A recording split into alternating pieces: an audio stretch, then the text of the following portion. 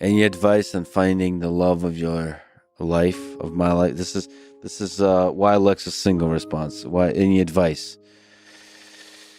Yeah, actually, this comes from a friend of mine who's in a really excellent marriage with great kids and family and high demand life.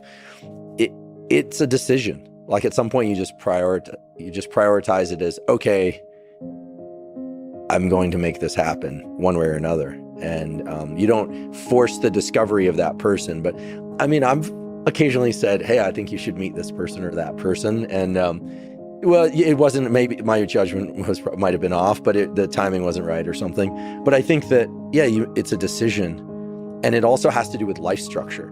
I mean, there were years, when I was in graduate school, I didn't want a girlfriend. I just wanted to be in lab. And I had romantic dating interests, but I wasn't going to meet them through a committed, live together situation. It wasn't where I was at. And as a postdoc, things are a little different, et cetera, et cetera. So, but at some point, it's sort of like, what do I want my daily routine to look like?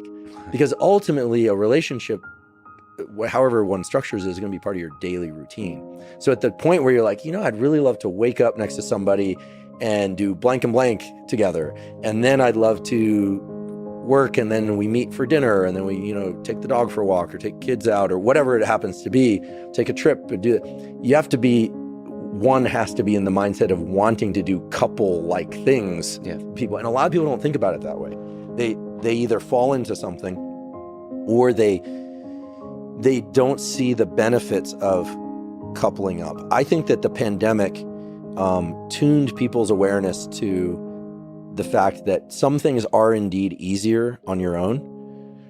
Depends on finances, et cetera, but a lot of things are made better done with other people.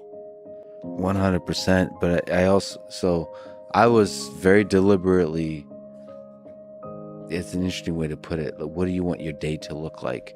I think what do you want your day to look like? What do you want your life to be? I was very deliberately always, first of all, happy to be alone, like a conscious thinking. I know a lot of friends who are just unable to be alone. I'm able to be alone, but I'm much happier with another person. Like I'm able to share joy with other humans.